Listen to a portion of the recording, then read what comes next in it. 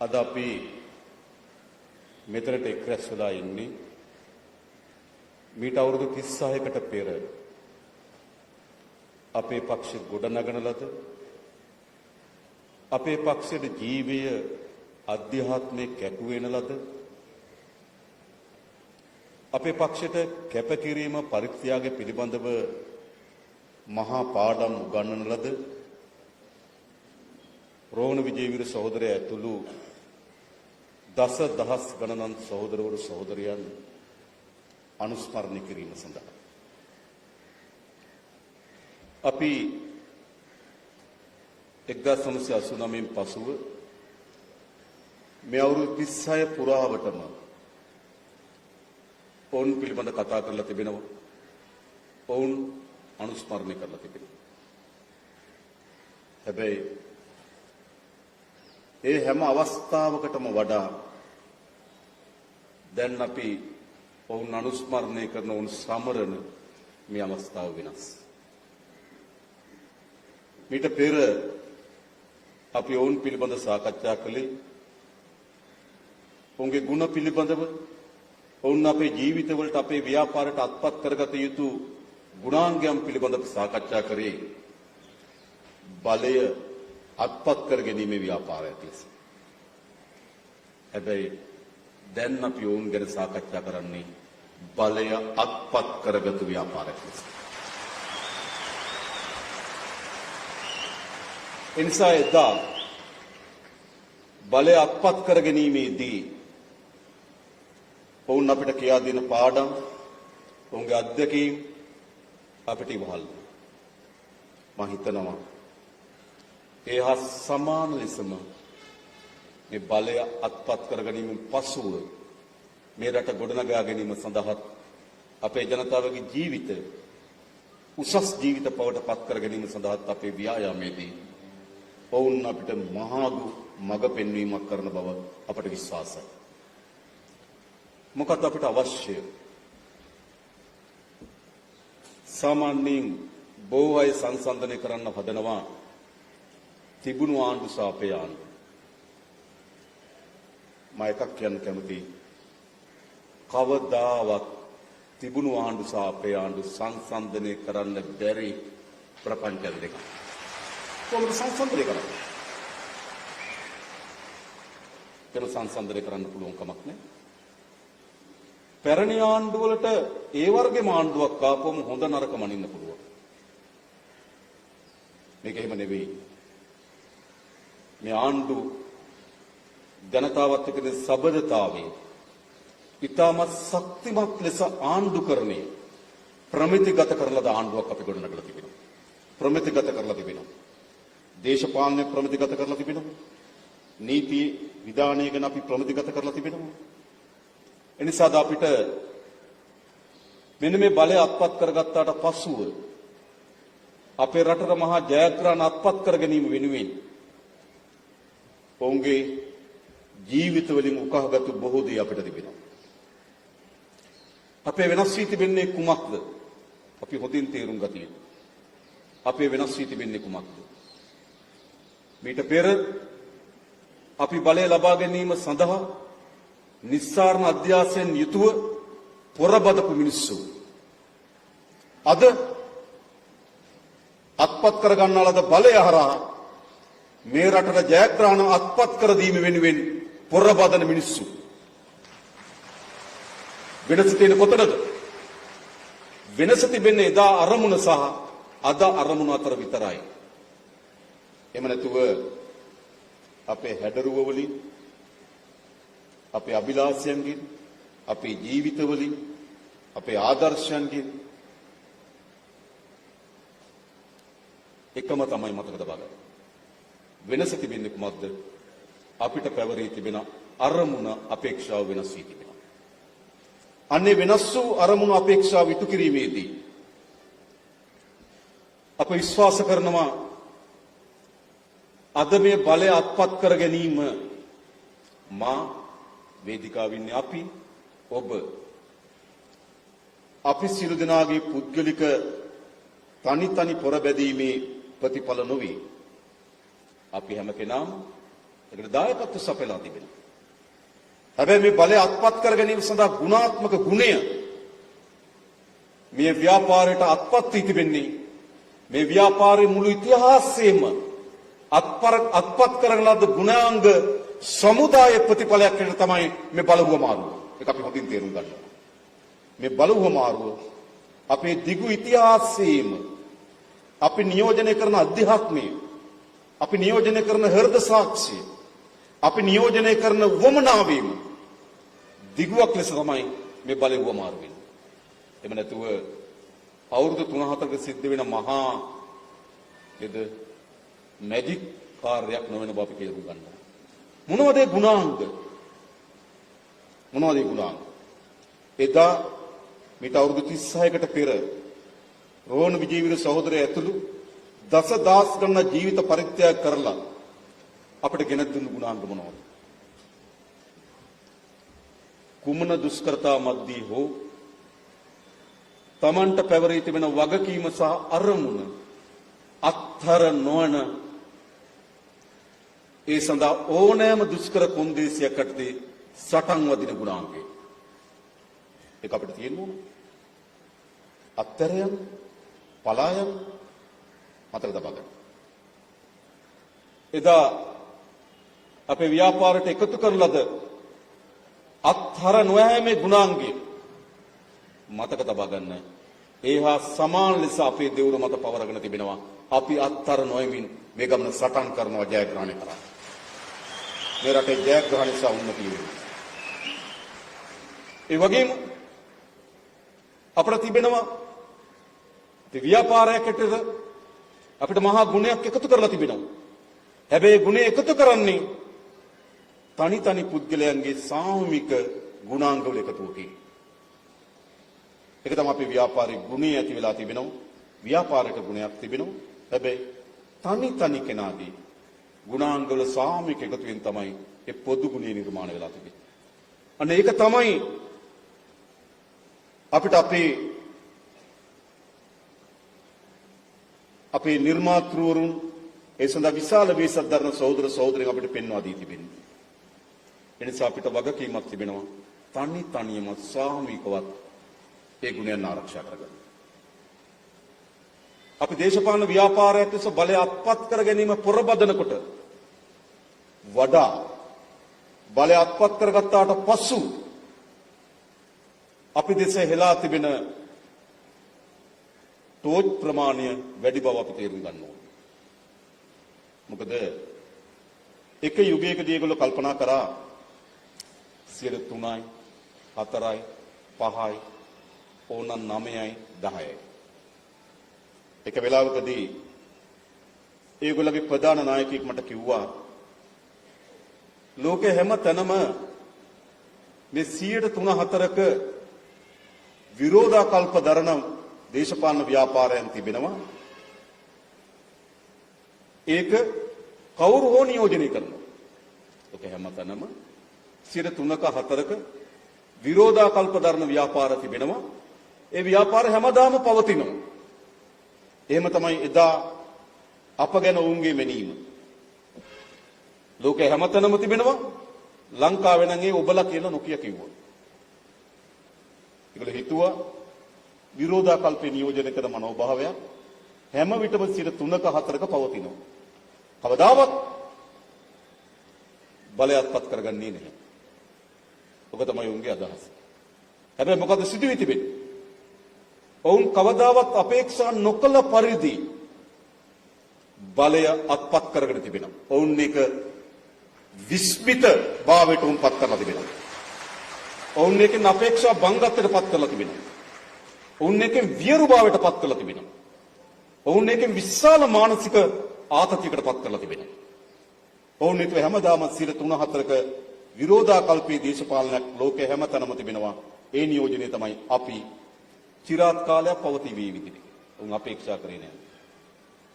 හැබැයි ඔවුන් අපේක්ෂා නොකළ දේ සිදු වී තිබෙනවා.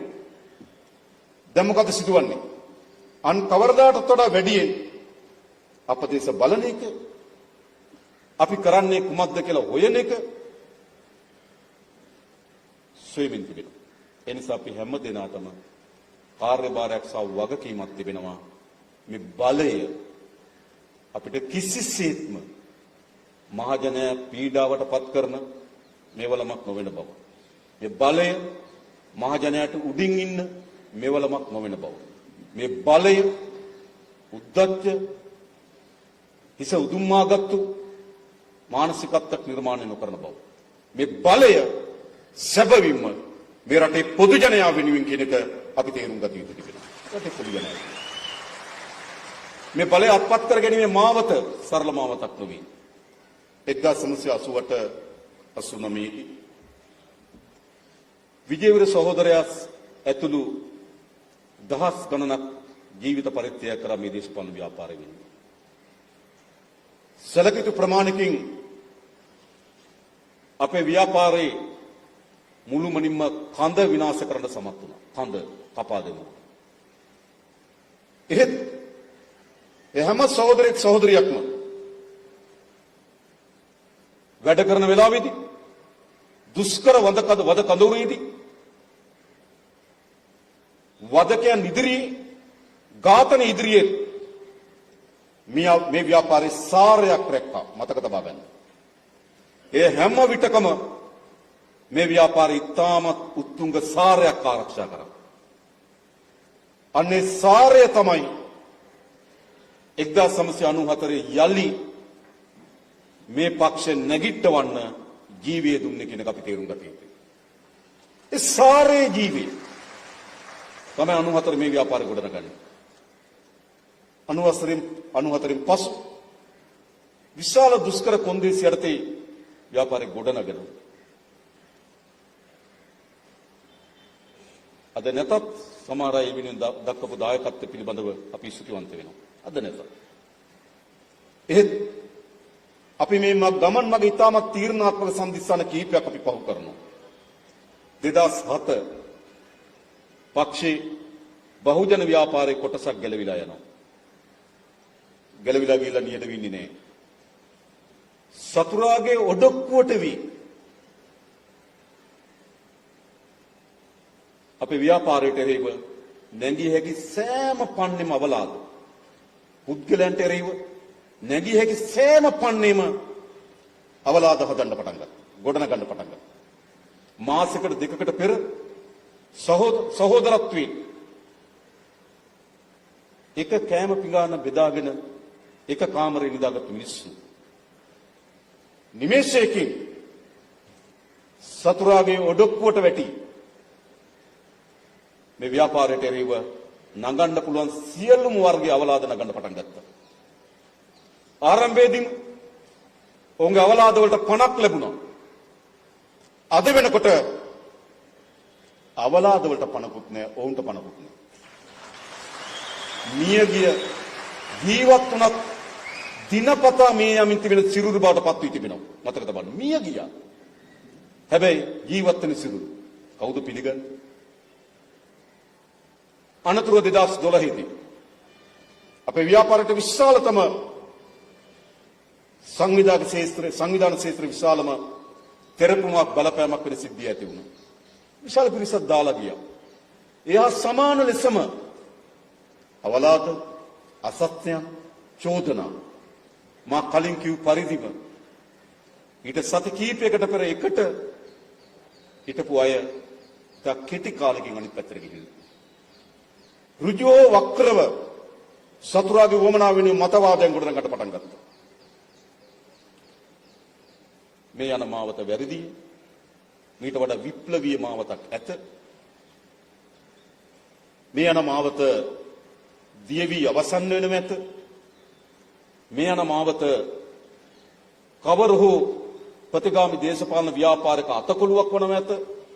නිසා මේට වඩා සුද්ධ පාරිශුද්ධ විප්ලවීය මාවතක් තියෙනවායි කියලා අපේ සහෝදරුන්ගේ හදවතට කතා කරන්න පටන් ගත්තා. සමහර අය ගියා. හැබැයි මොකද වෙලා තිබෙන්නේ? ඒ අය තමයි අද ප්‍රතිගාමීත්වයේ පක්ෂවල මතවාදී නිර්මාණය කරන්නම් බවට පත් වෙන තරටම විප්ලවීය ජීව ගුණය ආරක්ෂා වෙලා තියෙනවා. ඒ තරමට පුටි මතක තබා ගන්න. ඒක විශාල කම්පනයක් මේ වේදිකාවෙන් අපිට ඔබ හැම දිනාටම. කම්පනයක් වුනේ නැත්නම් කම්පනයක්. අපි තීරණය කරනවා. ඒ අන්ත ප්‍රතිගාමීත්වයට තමත් වැරදි දේශපාලන ප්‍රවණතාවයට මේ පක්ෂය යටත් කරනවද? එහෙම නැත්නම් ඒකට එරෙහිව සටන් වදිනවද කියලා. නම කියන්න කැමති එම සාකච්ඡාවක් තිබුණා අපි ඩීලින් සහෝදරයා සහ අපි කීප දෙනෙක් අතර මේ ප්‍රශ්න වේලාවේදී.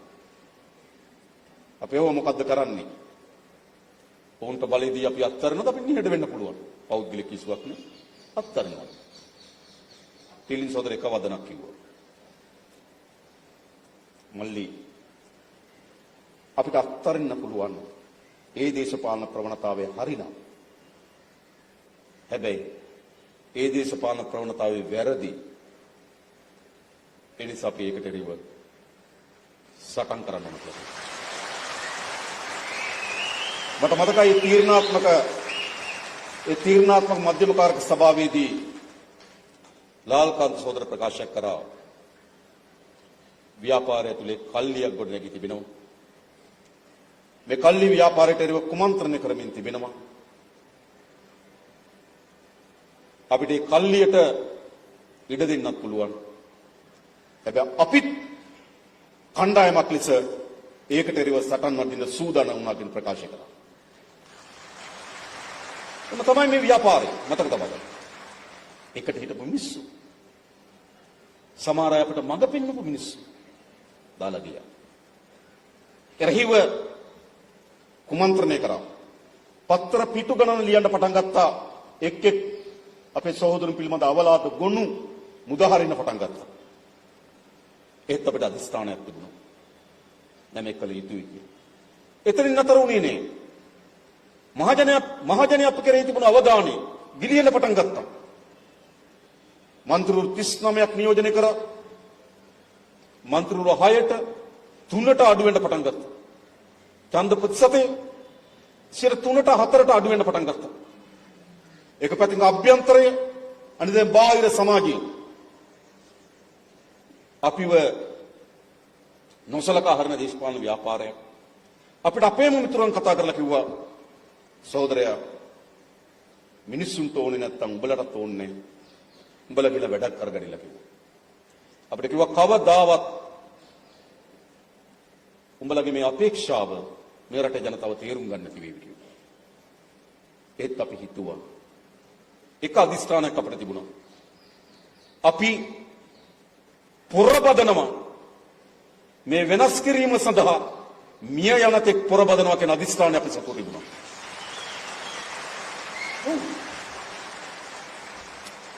ඒ මුළු දේශපාලන කතාවෙම බලය ඉතාමත් දුර කතාවක්. මම දන්නවා. දුර කතාවක්. මෙතනින් අපේ වැඩිහිටි සහෝදර සහෝදරියන් තමගේ ජීවිත කාලය ඇතුළත උදා කරගත නොහැකි වූ බලයක් පිළිබඳව අපේක්ෂාවෙන් යුතුව අත්නොහැර මේ ව්‍යාපාරات එක්ක අඛණ්ඩව සහයෝගයෙන් සහෝදරත්වයෙන් අත්වල බඳගෙන හිටියා. බලය කවදද කොතනද? ගණිතඥයන් ඇවිල්ලා තර්ක කරන්න පටන් ගත්තා 3 බලය දක්වා වර්ධනය වෙන්න නම් 1500කින් වැඩි වෙන්න ඕන කියලා. එහෙම කිව්වා. 100කින් මදි. 200කින් මදි. එහෙම කියන්න පටන් ගත්තා. ඊට පස්සේ කියන්න පටන් ගත්තා උඹට බලය ගත්තත් මෙහෙමකට කණ්ඩායමක් නැහැ. කියන්න පටන් ගත්තා. බලය ගත්තත් ජාත්‍යන්තර සබත්තා ගොඩනගා ගන්න හැකියාවක් නැහැ. බලය ගත්තත් ආර්ථිකය කළමනාකරණය කරගන්න හැකියාවක් නැහැ. සියලු අසුබවාදයන් සමාජ වෙත හෙලන්න පටන් ගත්තා. හැබැයි ඒ මේ ව්‍යාපාර අත්නොහැර අධිෂ්ඨානශීලීව අපේක්ෂාවෙන් යුතුව සුබ සීනයක් දකින සහෝදර සහෝදරයන් අම්මලා තාත්තලා ඉන්නවා. මේ තමයි යෝග්‍ය. සුබ සීනකදී හැමදාම අපේක්ෂාවක හිටියේ හැමදාම මම විශ්වාස කරනවා. ඔබ අප එක්ව ඒ දැකපු සුබ සීනය ඒ අපේක්ෂාව ආරම්භක පියවර බලය අත්පත් කර ගැනීම අපි බලය අත්පත් කරගත්තා.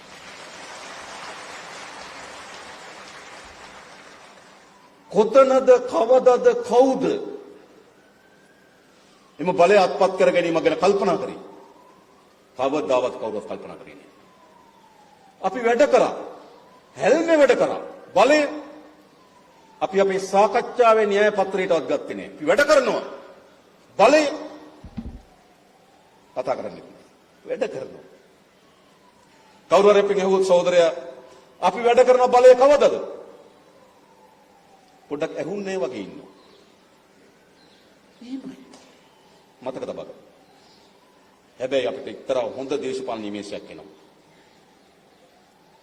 අපි 2019 මැතිවරණයෙන් පසුව 3ක වැටිලා 3කට වැටිලා. අපි කල්පනා කරන ඇති වී තිබෙන දේශපාලනයේ ආර්ථික ඇති වී තිබෙන අර්බුදේ දේශපාලන ඇති වී තිබෙන අර්බුදය සමාජයේ දේශපාලන ව්‍යාපාර දකින්න කෝණය මේ පුපුරා යාමේ කඩයිමට ඇවිල්ලා තිබෙනවා. සාමාන්‍ය තත්ත්වයක නෙවෙයි අපි මේක හිතන්නේ. පාර්ලිමේන්තුවේ 3න් 2ක් බලයක් ගන්න ආණ්ඩුවක් අභියසි. ලක්ෂ 68ක ජනවරමකින් බිහිවෙච්ච ජනාධිපතිවරයෙක් අභියසි. ඒ ජනාධිපතිවරණයේ මහමැතිවරණේ උණුසුම යාමටත් පෙර අපි හිතනවා දැන් බලය ගන්න පුළුවන් කියලා. එක වෙලාවක මට මතකයි මම සූම් සාකච්ඡාවක් කරා විශ්වවිද්‍යාල ආචාර්යවරුනේ. ඒ සූම් සාකච්ඡාවේදී මම කිව්වා අපි බලය ලබා ගැනීම සඳහා සැලැස්මක් කියලා තිබෙනවා.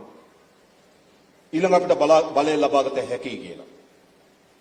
සූම් සාකච්ඡාව අවසන් වුණාට පස්සේ එතන හිටපු එක ආචාර්යවරයෙක් මට වෙනම දුරකථනයෙන් කතා කරලා ඇහුවා සහෝදරයා බලය ලබා ගන්නවා කියලා කිව්වා මේ සාකච්ඡාවට ආපු අය දිරි ගන්නවන්නද ඒක කිව්වේ ඇත්තටමද කිව්වේ කියලා ඇහුවා.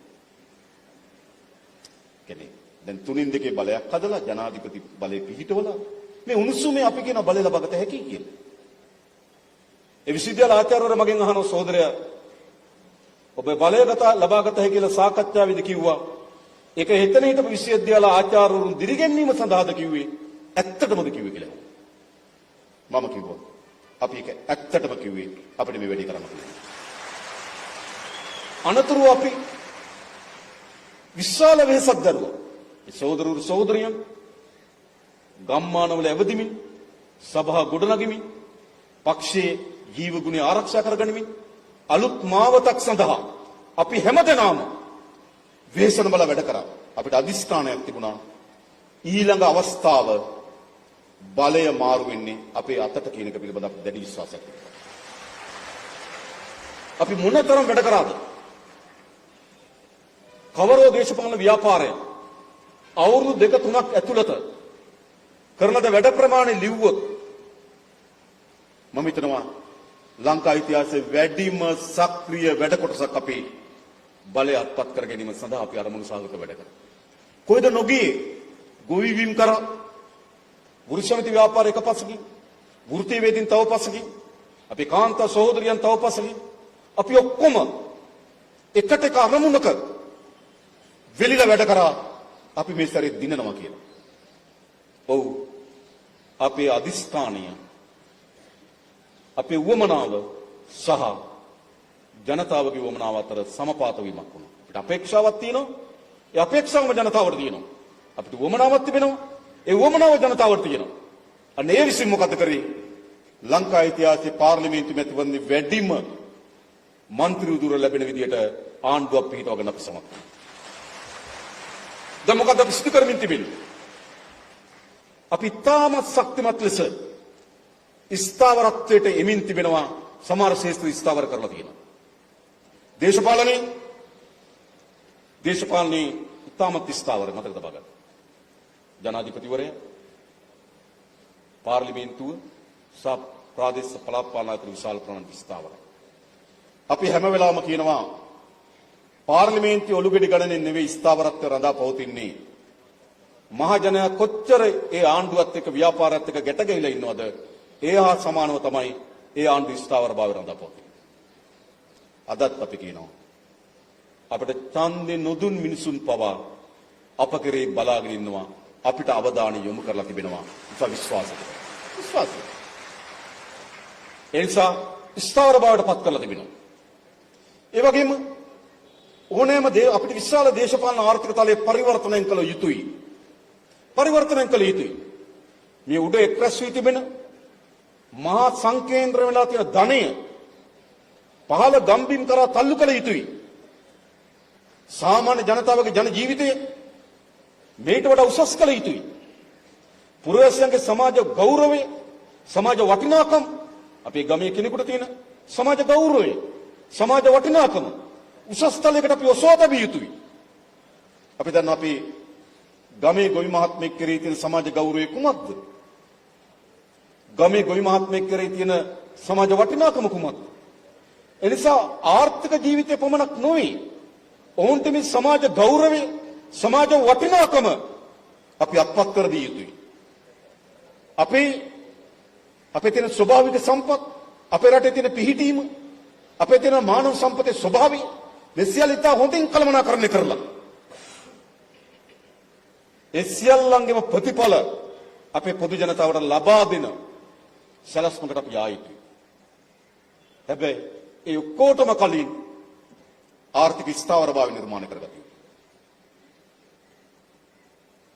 අද ඩොලරේ කාගයක්, හෙට ඩොලරේ තවාගයක් අස්ථාවරයි. ආර්ථිකය මොකක්ද හෙට වෙන්න කියලා පුරෝකථනය කිරීමේ හැකියාව තිබිය යුතුයි. ඒක තමයි ආර්ථිකයක වැදගත්ම සාධකය. හෙට මොකද වෙන්නේ? අනිත් මොකද වෙන්නේ? අපිට පෙරණ ඉතිහාසයේම අපේ ආර්ථිකය පිළිබඳ පුරෝකථනය කරන්න බෑ. 2021 දී ජාත්‍යන්තර රේටින්ග් සභාගම් කියනකොට අපේ රටේ ආර්ථික අවදානම් ගතිය වෙනවා කියලා. ඔවුන් පුරෝකථනය කරලා කියනවා රටේ ආර්ථික අවදානම් ගතිය වෙනවා කියලා. රටේ හිටපු මහා බැංකුව අධිපතිවරයා, මුදල් ඇමතිවරයා කියනවා ආර්ථිකයට එරෙහිව ජාත්‍යන්තර කුමන්ත්‍රණයක් තියෙනවා කියලා. ඔවුන් හිතනවා මේක යහපත් වෙනවා. හැබැයි පුරෝකථනය කරන්න හැකියාවක් නැහැ උන්ට. මොකද සිද්ධ වුනේ? ඩොලර රුපියල් 400ට කිට්ටු වුණා. කළු වෙළඳ පොලේ ඩොලර රුපියල් 420ට 30ට ගියා. එයි පුරෝකථනය කරන්න බෑ හෙට මොකද වෙන්නේ කියලා. උද්දමන 70ට ගියා. තීරණය කරන්න බෑ. රට පිළිබඳව ආණ්ඩුවට පුරෝකථනය කරන්නත් බෑ, පුරවැසියට පුරෝකථනය කරන්නත් බෑ. වෛද්‍යවරු දාලා ගියා. රෝහල් වල විශේෂඥ වෛද්‍යවරු හිගතාවයක් ඇති වුණා. ඒ රටට මොකද්ද වෙන්නේ කියලා පුරෝකථනය කරන්න බෑ. මෙහෙමයි අපේ රට තිබුණේ, මතකද බලන්න. වෘත්තීයවේදීන් දාලා ගියා. රටට මොකද්ද වෙන්නේ කියලා පුරෝකථනය කරගන්න බෑ. හැබැයි අද අපි උඩට කියනවා වසරක් ඇතුළත අපි හෙට වෙන්නේ මොකද්ද කියලා පුරෝකථනය කරන්න පුළුවන් මට්ටමේ ආර්ථිකයක් සහ දේශපාලනයක් අපි නිර්මාණය කළා තියෙනවා. පුරෝකථනය කරන්න පුළුවන්. ආණ්ඩුව දිගටම තියෙනවා පුරෝකථනය කරන්න පුළුවන්. මතකද බලන්න. සැකයක් තියාගන්න. ආර්ථිකය පුරෝකථනය කරන්න පුළුවන්. කොතනද තියෙන්නේ? මොකද ලබන වසර වෙන්නේ? මොකද ඊළඟ වසර වෙදී වෙන්නේ? බොහෝ අය කියනවා 2028 ණය ගෙවා ගන්න ඕන. ඔව්. අපි පුරෝකථනය කරනවා 2028 අපිට ගෙවිය හැකිද නොහැකිද? අපි කියන්න කැමතියි. අපි ගෙවනවා. ගෙවන්න හැකියාව සහිත ආර්ථිකයක් අපි හදනවා. පුරෝකථනය. ඇත්තටම සමහර පුරෝකථන අපි ටිකක් බයයි. ඒ නිසා අපි චුට්ටක් අවාසි පැත්තට පුරෝකථනය කරනවා. ඒර මං කියන්නේ අපි පුරෝකථනය කරා අයවැය හිගේ 6.7යි කියලා. එයි අපි හිතුවේ නෑ මේ අපිට ඊට වඩා යටට එන්න පුළුවන් කියලා අපි හිතනවා. හැබැයි අපි කල්පනා කරනවා ඒක කියන එක ටිකක් අවාසි වේවි. හැබැයි පුරෝකථනය කර 6.7යි 5.2ට අයවැහිගේ මේ වර්තමාන ලංකාවේ පළමු වතාව. හැමදාම මොකද උනේ? පුරෝකථනය කරන 5යි කියලා නතර වෙන්නේ 10යි. ආර්ථික ඔස්තාද්ලා මතක තබා ගන්න. අද අපි පුරෝකථනය කරන අයවැහිගේ කොතනද? සම්පූර්ණ කරනවා. අපි පුරෝකථනය කරන මේ වසරේ ආදායම කොච්චරද? ලංකා ඉතිහාසයේ පළමු වතාවට ආදායම ඉක්මවා අපි ආදායම එක්රැස් කරගන්නවා. පුරෝකථනය. ඒතර කට්ටිය කියනවා මොන්ටිසෝරි දරුවටත් ඒක කරන්න පුළුවන් කියලා. මම කල්පනා කරා ඒක කිව්වේ ඇයි කියලා. ඒක කිව්වේ වෙන මොකටවත් නෙවෙයි. එයත් සුදුසුයි කියලා කියන්නේ. ඒ කියන්නේ පෙරපාසල් දරුවෙකුට මේ වැඩේ කළ හැකි කියන එකෙන් පෙන්눔 කරන්නේ ඔහුද සුදුසු බවය. මොකද හිතන්නේ? අපි පුරෝගතනය කරලා තියෙනවා. අපිට පුරෝගතනය කරන්න පුළුවන් ලබන වසරේ අපේ ආර්ථිකය කොතනද? ඊළඟ වසරේ ආර්ථිකය කොතනද අපිට පුරෝගතනය කරන්න පුළුවන්. ඒක වැදගත් ආර්ථිකයේදී මතක තබා ගන්න. අපි එතෙන් මේ රට පරිවර්තනය කරලා තියෙනවා. ඒතර කියනවා භාණ්ඩාගාරේ ධනෙ තියෙනවා මොකද කරන්නේ? ඌ ධනෙ තියෙනවා. මීට කලින් අපි අවස්ථා ගන්නාවකදී කිව්වා භාණ්ඩාගාරයට එන්න තියෙන ධනෙට මොකද උනේ කියලා. භාණ්ඩාගාරයට එකක් එන්න කලින් ධනෙ විනාශ කරා. තව එකක් ආවට පස්සේ විනාශ කරා. මොකද්ද උනේ? භාණ්ඩාගාරයට එන්න තියෙන ධනය තමගේ ගජ මිතුරන්ට බදු සහනහරා එන එක වැළැක්වුවා. එක. දෙක භාණ්ඩාගාරයට එන්න තියෙන ධනය එමතුරුන්ගේ ගෙවල් වලට පාර කැපුවා. දෙක. තුන භාණ්ඩාගාරක ආපු ධනය හිතුසේ රිසිසේ විනාශ කරා. ඉතින් භාණ්ඩාගාරේ දිවා ODA එකේ මට මතකයි 2017 විතර අපි කරපු කතාවකදී කිව්වා භාණ්ඩාගාරේ ඒ වෙලාවේ දිව්වේ රුපියල් බිලියන 575ක ODA එකේ බැංකුව අයිරාව. ඒ කියන්නේ මොකද්ද? account එකේ සල්ලි නැහැ. හැබැයි බැංකුව වියදම් කරනවා. බිලියන 575ක ODA වලින් දීපු රටක් මේක. අද අපි මොකද කරලා තිබෙන්නේ? අද අපි භාණ්ඩාගාරයේ ධන එක්රැස් කරලා තියෙනවා. ඉතා හොඳ විධිමත් පාලනයකට යටත් කරලා තිබෙනවා. ඒක රටක්. ඒ නිසා මොකද හැකියාව ලැබිලා තිබෙන්නේ? ඒ නිසා අපිට මූල්‍ය වෙළඳපොළ පාලනය කිරීමේ හැකියාව තියෙනවා. අපේ මූල්‍ය වෙළඳපොළ පාලනය කිරීමේ හැකියාව ආණ්ඩුවෙන් ගිලී වුණා. ඒ නිසා තමයි භාණ්ඩාගාර බිල්පත් 33ට 34ට ගියා. භාණ්ඩාගාර බිල්පත් 33ට එනකොට සාමාන්‍ය බැංකු පොලි අනුපාතය 35ට 36ට ගියා. මුළු ආර්ථිකයම හිර වුණා. ව්‍යාපාරිකට බැංකුවකින් අරන් ව්‍යාපාරයක් කරන්න බෑ. ඒ පොලි භාණ්ඩාගාර බිල්පත් 33ට 34ට ගියා. අපි ගාව ධනෙ තියෙනවා. භාණ්ඩාගාරේ ගාව මුදල් තිබෙනවා. භාණ්ඩාගාර බිල්පත් මිලදී ගන්න අය දන්නවා අපි ගාව මුදල් තියෙන බව. අපි භාණ්ඩාගාර වෙන්දේසියට දානවා. පොලි අනුපාතික වැඩි නම් අපිම ගන්නවා. ඒ නිසා අපි සමත් වෙලා තියෙනවා භාණ්ඩාගාර බිල්පත්වල පොලි අනුපාතිකය 8.3 සීමාවේ දිගු කාලයක් පවත්වාගෙන අපි සමත් වෙලා තිබෙනවා. ඒක විසින් තමයි බැංකුවල පොලි අනුපාතිකය අඩු මට්ටමේ තියාගන්න පුළුවන් වෙලා තිබෙන්නේ. භාණ්ඩාගාරේ ඉඳිලා නම් රජසත මූල්‍ය පාලනය ගිලිනවා. ඒතොර මේ මූල්‍ය පාලනය කරන්නේ මූල්‍ය ප්‍රතිපාදිත්වයක් දරන බැංකු සහ ඉන්ෂුරන්ස් වැනි අරමුදල් තමයි පාලනය කරන්නේ මූල්‍ය වෙළඳපොළ. මතක තබා ගන්න. ඉස්සර මූල්‍ය වෙළඳපොළ පාලනය කරේ එළියෙන්. අද මූල්‍ය වෙළඳපොළ පාලනය කරන්නේ ආණ්ඩුව. අපි නීති දාලාද? නැහැ. අපි රෙගුලාසි පනවලාද? නැහැ. එහෙමත් පුළුවන් ඕන. නීති දාලා රෙගුලාසි පනවලා නෙවෙයි. මේ මූල්‍ය වෙළඳපොළේ ශක්තිමත් තරගකරුවෙක් ලෙස ආණ්ඩුව අද තරගවදිනවා. ශක්තිමත් තරගකරුවා ආණ්ඩුව. ස්ථාවර භාවය. එනිසා මම මේ කියන්නේ අපි තාමත් උද ස්ථාවර භාවය ආර්ථිකයක් හදලා තියෙනවා. සහන පුළුවන් තරම් දෙනවා. තව දෙනවා මතක ලබා ගන්න. තව දෙනවා. අපි දන්නවා අලලූණු වල ප්‍රශ්නයක් තිබෙනවා. ලංකාවේ කොතනකවත් අලලූණු මිලදී ගැනීම සඳහා ආණ්ඩුවේ යාන්ත්‍රණයක් නැහැ. පොද ආණ්ඩුව වී මිලදී ගන්න තියෙනවා. අලලූණු වගේ දේවල් මිලදී ගන්න ආණ්ඩුවට යාන්ත්‍රණයක් නැහැ. ඉතින් අපි තීන්දුවක් ගත්ත මේ සැරේ අයවැයලීකණී. අලලූණු මිලදී ගැනීම සඳහා වී මණ්ඩලය හා සමාන ලෙස සතස උපයෝගී කරගෙන යාන්ත්‍රයක් හදන්න අපි කෝටි 100ක් වෙන් කරලා තියෙන මේ අවුරුද්දේ. අපි ඒකත් ගන්න ලෑස්ති. එයි මූල්‍ය වෙළඳපොළ අර කුඩා කණ්ඩායමක් අතේ තිබුණේ. ඒ නිසා මූල්‍ය වෙළඳපොළ විකෘතියක් හැදුවා. අද අලලූණු වෙළඳපොළ තියෙන්නේ. ආණ්ඩුව මැදිහත් වෙන්නේ නැහැ. මැදිහත් වෙන්න යාන්ත්‍රණයක් නැහැ. ආණ්ඩුවට කරනවා නම් කරන්න පුළුවන් වෙන්නේ මොකද්ද? ලූණු ගොවියට සහනාධාරය දෙන්න විතරයි. කොහොමද ආණ්ඩුවට ගන්න යාන්ත්‍රණයක් නේ? බෙදන්න යාන්ත්‍රණයක් නේ? ආණ්ඩුවට කල හැකි වන්නේ සහනාධාරය දෙන්න විතරයි. හැබැයි ඒක ප්‍රමාණවත් නේ. නිසා අපේ යාන්ත්‍රණයක් හදන්න ඕන. වෙළඳපොළේ තරංගකාරීත්වය ලෙස අලලූණු මිලදී ගන්න වෙළඳපොළේ ආණ්ඩුව තරංගකාරීත්වයෙන් මැදිහත් වෙන්න ඕන. එතකොට අර පෞද්ගලික ව්‍යාපාරිකයන් අතේ තියෙන අලලුණු වෙළඳපොළ පාලනය කිරීම අපිට බිඳින්න පුළුවන්. අපිට දෙන්න අවස්ථාව. අවුරුදු 70ක් මේක කරලා නේ. හැමදාම අලගල වෙන කාලේ මේ ප්‍රශ්න ආවා. ලුණු ගල වෙන කාලේ මේ ප්‍රශ්න ආවා. ලුණු අස්වැන්න අඩු නම් ප්‍රශ්නේ අඩුයි. ලුණු අස්වැන්න වැඩි නම් ප්‍රශ්නේ වැඩි. ඔක ඇත්ත කතාව. මේ සැරේ ලුණු අස්වැන්න වැඩි, ප්‍රශ්න ටිකක් වැඩි බව පේනවා. අපි යාන්ත්‍රණයක් හදනවා. එනිසා අපි පාරිභෝගික ජන ජීවිතයත් එක්ක සම්බන්ධ වෙන, ආර්ථිකයේ ප්‍රධාන මර්මස්ථානත් එක්ක සම්බන්ධ වෙන, ආර්ථික ක්‍රියාවලිය වැදගත් සම්දිස්ථානත් එක්ක සම්බන්ධ වෙන තැන් වලට ආණ්ඩුව සමතරගකරුවෙක් ලෙස මැදිහත් වීමට අවශ්‍ය යාන්ත්‍රණය හදලා තියෙනවා. ඒක තමයි ඒකෙන් තමයි පාරිභෝගිකයා අයිතිවාසිකම් රැකෙන්නේ. ඒකෙන් තමයි නිෂ්පාදකයාගේ ආරක්ෂාව රැකෙන්නේ. ඒකෙන් තමයි රටක ස්වාධිපත්‍යය රැකෙන්නේ. ඒක තමයි රටක මූල්‍ය සූරිභාවය රැකෙන්නේ. එහෙම නැතුව රැකෙන්නේ අපි සියල්ල ස්ථාපිත කරගෙන තියෙනවා. අනිත් පැත්තෙන් ගත්තොත් නීතිය විධාන ආධිපත්‍ය නිසි පරිදි අපි සම්පූර්ණ කරලා තියෙනවා.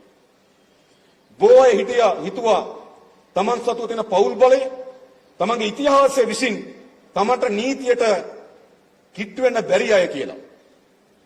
හැබැයි ඔප්පු කරලා තිබෙනවා නීතියට ළඟා වෙන්න බැරි කිසිවෙක් යලි ලංකාවේ නොසිටින බව. හැම කෙනා ගාවටම නීතිය ළඟා වෙන්න පුළුවන්. ඒක අත්‍යවශ්‍ය සාධකයක්. අපි ස්ථාපිත කරලා තිබෙනවා. සමහර අය හිතුවා ඒගොල්ලෝ අපරාධ පරීක්ෂණ දෙපාර්තමේන්තුවේ පාරට යන එකත් අපහාසයක් කියලා හිතුවා. එහෙම හිතුවේ හොඳයි. හොඳට හොරකම් කරලා මහජනක ධනෙ නාස්ති කරලා හැබැයි තමන් වටා එක්රැස් කරගෙන ඉත රැස්වලෙන් හිතුවා. CID එකට ගොඩ වෙන එක, අල්ලස් එකට ගොඩ වෙන එක අපහාසයක් ලෙස සැලකුව යුගයක් තිබුණා. ඒ නිසා තමයි සමහර අයගේ ගෙවල් වලට ගිහිල්ලා තමයි අපරාධ පරීක්ෂණ දෙපාර්තමේන්තුව කට උත්තර ලිව්වේ. අද කිසිවෙකුගේ ගෙදර යන්නේ නැහැ. හැම කෙනාම එන්න ඕන අපරාධ පරීක්ෂණ දෙපාර්තමේන්තුවෙන්. සාමාන්‍ය කෙනා යන දොරටුවෙන් ඇතුළට එන්න ඕන. නීතිය නරකද? නීති ස්ථාපිත කළා කියලා. ඒ වගේම අපි දන්නා මේ රටේ අපරාධ මත්ද්‍රව්‍ය ඒ හුදු මත්ද්‍රව්‍ය ව්‍යසනයක් නෙවෙයි. ඒකත් එක්ක ගොඩ නැගුණු අපරාධ රාජ්‍යයක් තිබෙනවා.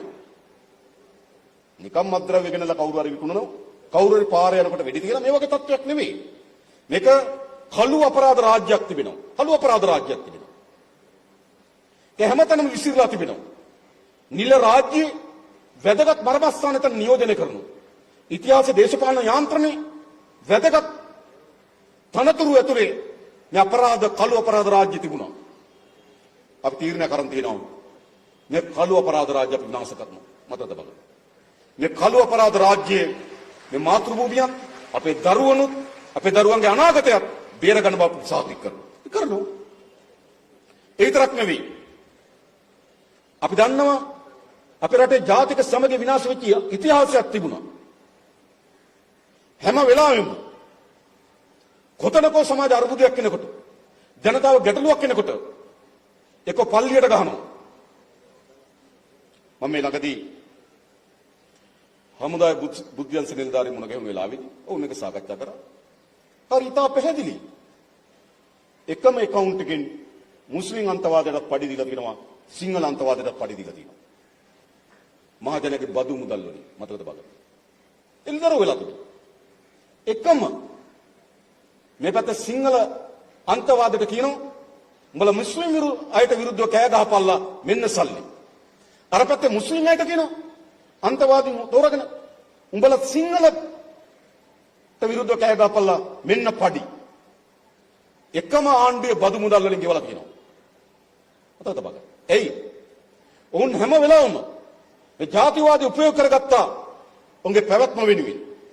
හැම කෙනාගේම තමන්ගේ ජාතිකත්වය පිළිබඳ, තමන්ගේ සංස්කෘතිය පිළිබඳව බැඳීමක් තියෙනවා. ඒ බැඳීම අවුස්සනවා. ඒ බැඳීම ගිනි තියනවා. ගිනිතල අවුස්සනවා. සියලු ප්‍රශ්න යට ගන්නවා. හැබැයි අපි කියන්න කැමතියි දැන් අපේ ආණ්ඩුව අරගෙන කිසිදු තැනක ජාතිවාදී ප්‍රවණතාවයක් හෝ ජාතිවාදී ගැටුමක් ඇති නොවුණු කාලය තමයි අපේ ආණ්ඩුව අත්පත් කරගත්තු කාලය. ඒක තමයි සමාජ සාධනය. ඒක තමයි සමාජ ඉදිරියට යනවා කියන්නේ. අපි හැම විටම කියනවා ජාතිවාදයට අය කිසිසේත්ම අපේ රටේ අපි ඉඩක් දෙන්නේ නැහැ. මතකද? මේ රට එකට ගොඩනගන රටක් බවට පත් කරනවා.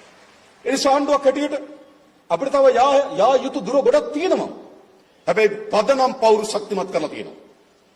අපිට අද ඊටම ශක්තිමත් කුළුණු මත නැගිට මේ රටේ පුරවැසියන්ට මේ රටේ ආර්ථිකයට කර්මාන්තකරුවන්ට ව්‍යවසායකයන්ට ආරාධනා කරන්න පුළුවන් දැන් එන්න රට හදන්න කියලා. අපි ශක්තිමත් කුළුණු මත පාදමක් පිහිටවා තිබෙනවා. මේ තමයි වෘද්ධක ශේෂපත්‍රයේ කෙටියේ. පාදම දිරපු රටක්, කුළුණු කඩාවැටුණු රටක්, ශක්තිමත් කුළුණු මත ශක්තිමත් පාදමක් අත්තිවාරමක් පිහිටවා තිබෙනවා. අපි කර්මාන්තකරුවට ආරාධනා කරනවා දැන් එන්න ඔබගේ කර්මාන්තය. දැන් එන්න ව්‍යවසායකයා, දැන් එන්න විදේශගත ශ්‍රී ලාංකිකයා. අපි හැමදෙනාටම ආරාධනා කරනවා මෙතෙන් සිට අපි ගොඩනැගීමේ දිශාවට රට පරිවර්තනය කරනවා. ඒ නිසා මේවර ආය ලේඛන අපේ පදනම බවට පත් වුණීම. ස්ථාවරභාවය තවත් ශක්තිමත් කරමින් ගොඩනැගීමේ දිශාවට අවශ්‍ය වෙන පාර අපි කපලා තියෙනවා. සමහර ශේෂ්ත්‍ර අපි දොරට විවෘත කරලා තිබෙනවා. තව දුර ගමනක් යන්න ඕනකම තිබෙනවා. ඒ නිසා ඊටමත් ස්ථාවරව ශක්තිමත්ව අපි මේ වැඩේ කරමින් තිබෙනවා. අපිට එරෙහිව තන සුම්බුම් කොටස් එකතු වෙමින් තියෙනවා. කවුද මේ කොටස්? කවුද මේ? එක වෙලාවක කිව්වා එක කණ්ඩායමක් කැප්පටි පොළගේ අධ්‍යාත්මීය ඒ දේශ ප්‍රේමීත්වය මත පැවතගෙන යන කණ්ඩායම කිව්වා. අනිත් කණ්ඩායම කිව්වා දොන්ජුවන් ධර්මපාල මොකද? එයාගේ අධ්‍යාත්මය රට පාවා දීමේ කණ්ඩායම කිව්වා. දැන් දොන්ජුවන් ධර්මපාලගේ ටීම් එකයි කැප්පටි පොළගේ ටීම් එකයි එකට. ඇයි වෙන මොකවත් නෙවෙයි. මම කියන්නේ ඇයි එකතු වෙන බල කරලා තියෙන්නේ. ඊළඟ ගත්තොත් කණ්ඩායම දේශ ද්‍රෝහීන් කිව්වා. රට පාවා දෙන අය අනිත් කණ්ඩායම දේශ ප්‍රේමීන් කිව්වා. දැන් ඒ ඔක්කොම එකට එකතු වෙමින් තිබෙනවා. දේශද්‍රෝහීන් සහ දේශ ප්‍රේමීන්. තව කණ්ඩායමක් ලසන්ත ඝාතනය කරා කිව්වා. අනිත් කණ්ඩායම ලසන්තගේ මිතුරා කිව්වා. දැන් ලසන්තගේ මිතුරයි ලසන්තගේ ඝාතකයයි එකට එකතු වෙන බල කරලා තියෙනවා. මොකද්ද මේ දේශපාලන විපර්යාසය? මොකද්ද උනේ? ඒ කණ්ඩායමක් මහ බැංකුවේ මහ මංකොලකාරයා කිව්වා. අනිත් කණ්ඩායම මහ බැංකුවට ගහපු අය කිව්වා. දැන් එකට එයි මොකද්ද මේ සිද්ධ වුනේ? මම දැක්ක එක ප්‍රධානියෙක් කියනවා මේ අපි දෙගොල්ල ඉතිහාසයේ වැරද්දක් කරගත්තා. අපි ඕගොල්ලන්ට හොරා කිව්වා. ඕගොල්ලෝ අපිට හොරා කිව්වා. දැක්කද? හරිද? ඒ නිසා ඒක විසින් තමයි මේක උනේ. ඒ නිසා අපි දෙගොල්ල මොකවත් නොකිය ඉමු ඊට පස්සේ. ඒ සහවාසයට පාර කැපුවේ මොකද්ද? ඒ සහවාසයට පාර කැපුවේ මොකද්ද? ජනාධිපතිවරු හිටියා. ඒ ජනාධිපතිවරු හිටපු ජනාධිපතිවරු වුණා. ඇමතිවරු හිටියා. ඇමතිවරු හිටපු වුණා. දැන් හිටපු ඇමතිවරු. മന്ത്രിවරු හිටියා. හිටපු മന്ത്രിවරු වුණා. දැන් මේගොල්ලෝ අතර තියෙන පොදු සාමාන්‍ය කරන්නේ මොකද්ද? හිටපු ජනාධිපතිවරු, හිටපු ඇමතිවරු, හිටපු മന്ത്രിවරු, හිටපු සංස්ථා සභාපතිවරු. මෙන්න මොකද්ද මේගොල්ලෝ අතර තියෙන සබත්තාවේ? එකට හොරකමේ ගියපු අය සමානතාවය. එකට අපරාධ කරපු අය සමානතාවය. ඒ නිසා මේ තියෙන මොකද්ද?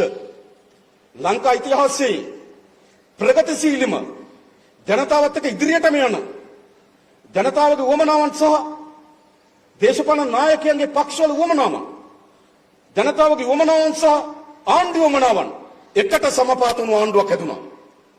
අන්නේ ආණ්ඩුව ඔවුන්ගේ සියලු පැවතුම් අවශ්‍ය කරලා තියෙනවා. ජනාධිපති හිටපු වෙලා තියෙනවා, ඇමති හිටපු වෙලා තියෙනවා, മന്ത്രി හිටපු වෙලා තියෙනවා, හිටපු ගෙවලුත් නැති වෙලා තියෙනවා.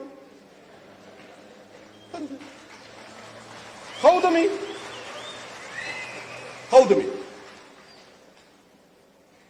මේ අයගෙන් ભેදකින් තොරව ඉස්සර දොන්ජුවන් කැප්පටිපොළ. දැන් ભેදකින් තොරව දෙපැත්තම කට්ටිය හිරේ ඉන්නවා. පොදු සාධකයි. ભેදකින් තොරව දෙපැත්තම කට්ටියට නඩු තියෙනවා. ભેදකින් තොරව හැම නඩුවකදීම එක වගේ ලෙඩ හැදෙනවා. ભેදකින් තොරව. එක්කෙනෙක් ඇවිල්ලා හුස්ම ගන්න බෑ කියලා. දැක්කද? අනිත් කෙනා ඇවිල්ලා කියන පැය 4න් 4 ආහාර වේලක් ගන්න ඕන කියලා. පොදු සාමාන්‍යකරණ ලක් වෙලා තියෙනවා. නැද්ද? නේද? පොදු සාමාන්‍යකරණය. හැම කෙනාටම පරීක්ෂණ තියෙනවා. පොදු සාමාන්‍යකරණය. නේද? හැම කෙනාගේම වරප්‍රසාද හිමි වෙලා තියෙනවා. පොදු සාමාන්‍යකරණය. එනිසා මේ එකතුව හෙව්වොත් මොකද්ද මේ එකතුවට තියෙන පොදු සාධක ටික? මම යට කියපු සාධක ටික. අන්නේ සාධක කිසිවක් ජනතාවගේ ප්‍රශ්න නෙවෙයි. ඔවුන්ගේ ප්‍රශ්න. ඔවුන් මුණ දීපු ප්‍රශ්න. දැන් මොකද කරන්නේ? ඔවුන් මුණ දීපු ප්‍රශ්න සඳහා ඔවුන් එකතු වෙලා තියෙනවා. හරිද? මම හිතන්නේ ඒවා කිසිසේත්ම අපි සැලකිල්ලට භාජනය කරගත යුතු කරුණු නෙවෙයි. ඔවුන්ටම ස්වයං තෘප්තියක් ලබාගත හැකි. ඔච්චරයි. ඔච්චරයි. මේ ආණ්ඩුව වට්ටන්න පව්. මතක තියාගන්න. මේක ගොඩ නගනවා.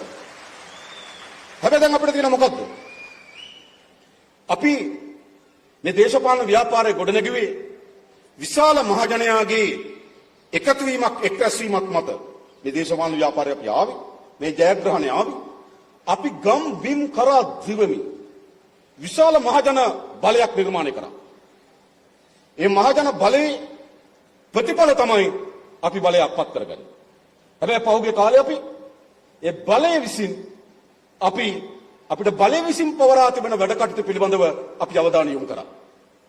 ආණ්ඩුකරණයට අපි වැඩි අවධානය යොමු කරා. කරන්න ඕන.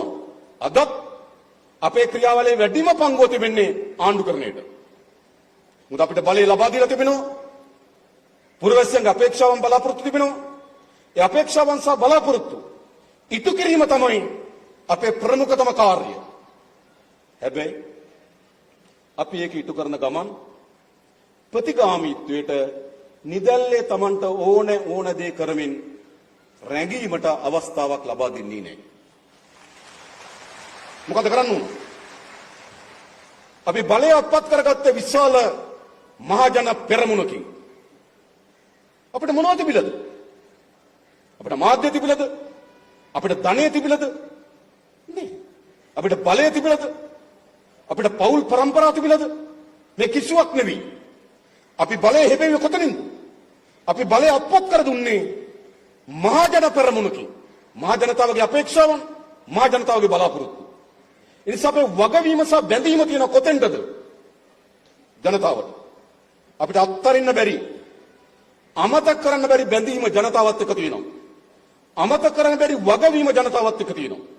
ඒ නිසා අපි මුළු ආණ්ඩුකරණයම, මුළු ආණ්ඩු ක්‍රියාවලියම, අපි අමාත්‍යංශ ආයතන සෑම එකක්ම අපි මෙහෙවමින් තිබෙන්නේ ජනතාවට අපි ලබා දෙන ලද වගවීම ඉටු කිරීම වෙනුවෙන්.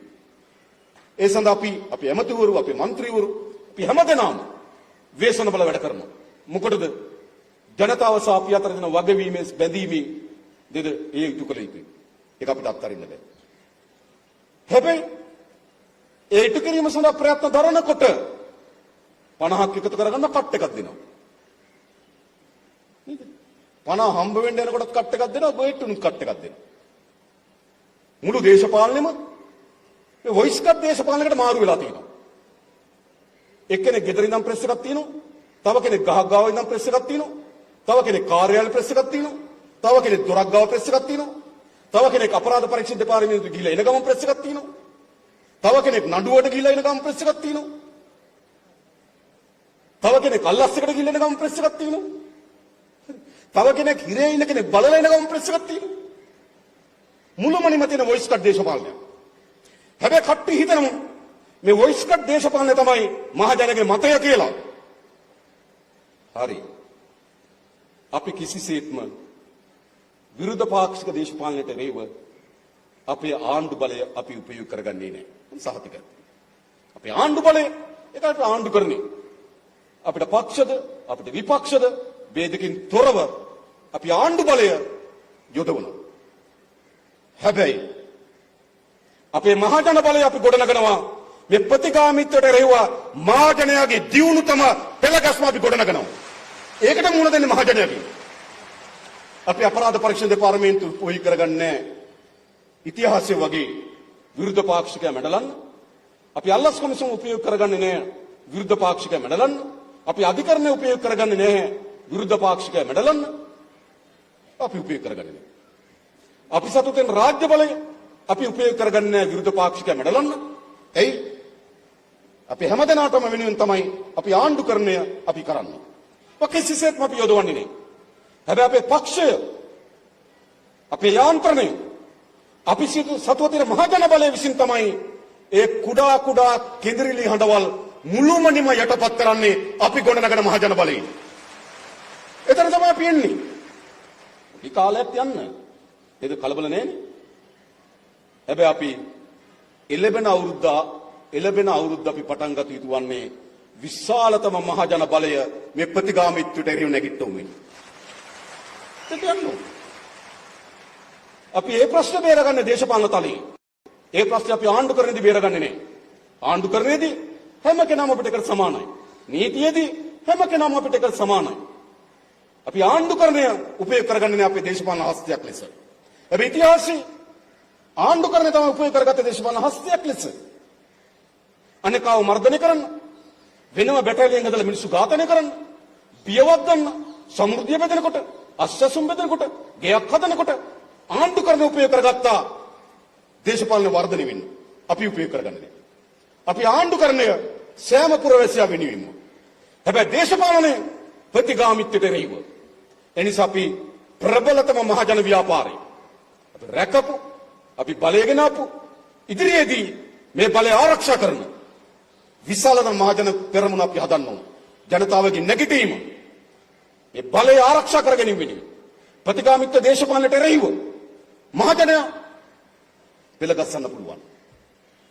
ඒතර බලමු ඔය 75 60 වොයිස් කට් බලමු. අපි ලෑස්ති. මොකද මේ බලය අත්පත් කර ගැනීමේදී මම කලින් කිව් පරිදි විශාල අපේක්ෂාවන් බලාපොරොත්තු ජනතාවට තිබුණා. ඒ වගේම අපිටත් වගවීමක් තියෙනවා, වගකීමක් තිබෙනවා. අපි හුදු අපේ තියෙන පුද්ගලිකයමක් විසින් පෞද්ගලික බාධාත්මක වගේ પરම්පරාව විසින් නැතෙන් අපි බලය වෙසුව නෙවෙයි. මේ ව්‍යාපාරයේ දිගු ගමනක ඓතිහාසික උරුමකරුවන් බවට අපි පත් වුණා. එච්චරයි. මේ දිගු ගමනේ වර්තමාන උරුමකරුවන් බවට අපි පත් වුණා. ඒක ප්‍රතිඵලයක් තමයි අපිට බලය පෞද්ගලික ගත්තොත් අපි ජනාධිපති බවට පත් වෙනවා. එහෙම නැතුව අපේ පුද්ගලික දේවල් විසින් අපි ජනාධිපතිවරයෙකු බවට පත් වුණේ නැහැ. ඒ නිසා අපිට අන් හැම කෙනාටම වඩා වැඩියෙන් ඒ ඉතිහාසයේ අපේ සහෝදරයන්ගේ අධ්‍යාත්මයේ බර අපේ දෙවුර මත තිබෙනවා. හොඳට මතක තබා ගන්න. හැම කෙනාම තේරුම් ගන්න. අපි හුදු පාවෙලා ඔහේ අසුනක වාඩි වෙච්ච මිනිස්සු නොවන බව.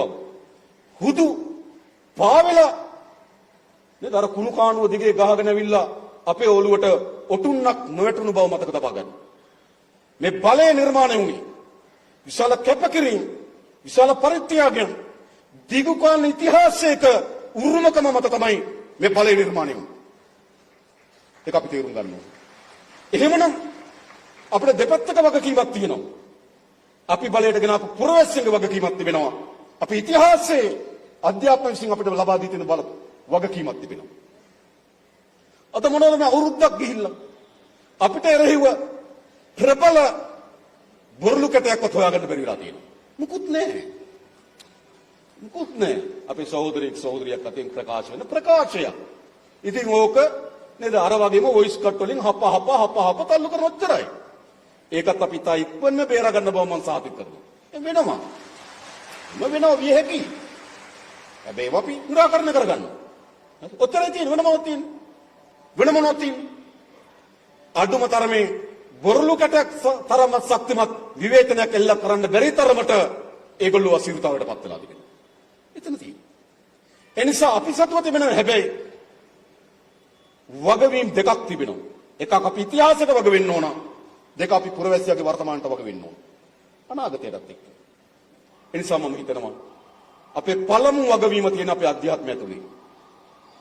අපි හැමදෙනාම මේ බලය පෙරපැවතියට අර කටුස්සගේ කරේ රත්තරම් බැඳ වගේ මෙවලමක් වෙනවා. අපිට එහෙම වෙන්න බෑ. මේ බලය පුරවැසියා පීඩාවට පත් කරන මෙවලමක් වෙනවා. අපිට එහෙම වෙන්න බෑ. මේ බලය පුරවැසියාට උඩින් නිර්මාණය කරන බලයක් බවට පත් කරනවා. එහෙම වෙන්න බෑ.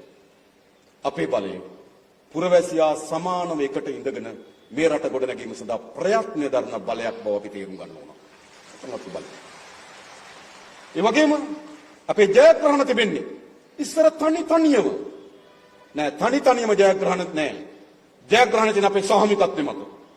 අපි තාම දුෂ්කර කොන්දේසිවල ඉතාමත් අවාස්තවක දේශපාලන පිටි තම නොහිතන පන්නේ ජයග්‍රහණ අත්පත් කර ගැනීම ප්‍රධාන රහස තිබෙන අපේ සාහමිකත්වයේ ආණ්ඩුකරණයේදී අපේ ජයග්‍රහණ රඳා පවතින්නේ සාහමිකත්වයේ මත.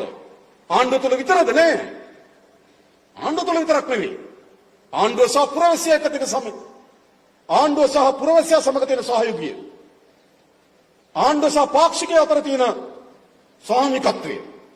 එනිසා අපිට සාහමික පොරබැදීම, ඒ පොරබැදීමේ එන්ජින් එක විතරයි අපි. හැබැයි අපිට සාහමික පොරබදන්න ඕන. අපි විශ්වාස කරනවා අපි වැඩසටහන් විශාල ප්‍රමාණයක් ඉලලා තියෙනවා. ඒ සියල්ල තියෙන්නේ සාහමික පොරබැදීම සඳහා.